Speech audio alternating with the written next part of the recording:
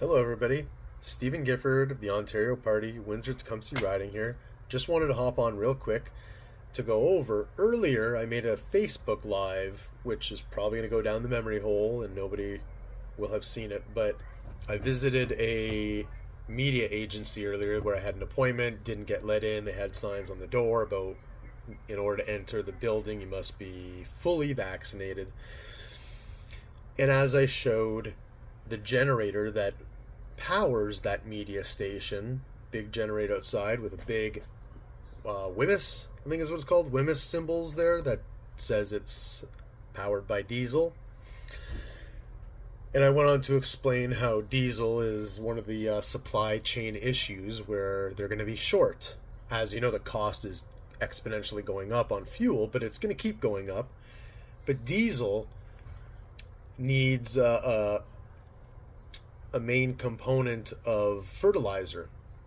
And fertilizer, or this fertilizer, has been in shortage. The supply chain is breaking down on the fertilizer, so that means no diesel, which means how does a lot of these farm equipment, how will they run, how will they operate, so on and so forth.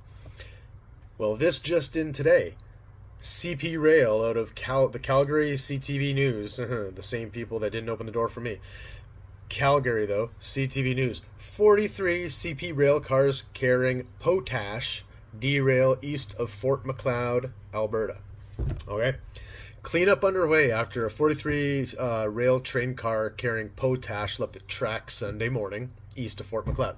RCMP said the incident happened around 8:15 along Highway 3 between Range Road, doesn't matter. No injuries reported, thank God. Officials say cleanup will take several hours and traffic will be slowed down. The point is, potash. What's potash? Well, it's something that is going to be needed and we are going to have a complete shortage of.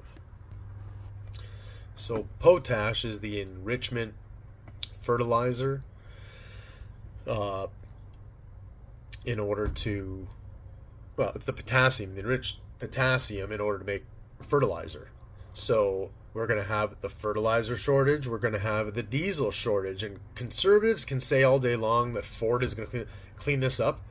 Ford, Trudeau, Jagmeet Singh knows all of this. The leaders of the parties are corrupt. They know exactly what's coming down the pipe, and they're offering a solution based off a false pretense that this issue won't be here in the future. Inflation, not a problem in a few months. The potash, not a problem. It'll be on the next shipment. Fuel, the price will go down in a couple months. Everything that they say is a lie because they know all these things aren't true, and when we find out a few months or a little bit longer down the road that, oh, diesel isn't in full circulation, potash isn't around, our fertilizer isn't prolific, and we have problems. When that happens, guess what? The conservatives, along with the other corrupt parties, are going to do what they always do. They're going to blame why it's still like this and negate the entire fact that they had a plan to get us all out of it. And they're just going to barrel through with the solution they have, which will cost more money. And just like the previous, it will cause more problems because it'll be a band-aid, not a fix. And then they'll, again, come back with an apology. Not even an apology. It's just normal to think when you do something wrong to come out with an apology. But they double down and just say, that's misinformation, and they veer forward with their plan. Well, so you have it here. Another shortage of a main fertilizer going into crop season, planting season, farm season, open season.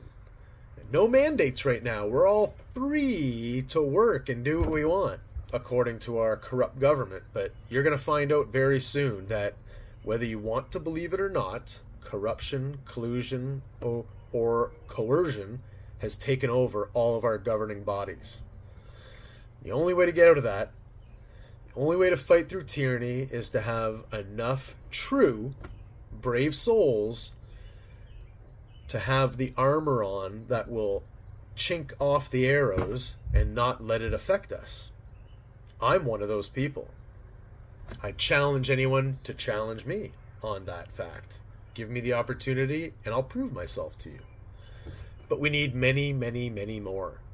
More people who are willing to go through the fray for their loved ones and in turn the rest of society, because we can't create a bubble. We can't put a mask on for ourselves and our family. It ain't gonna work. It's freedom for all or slavery for all.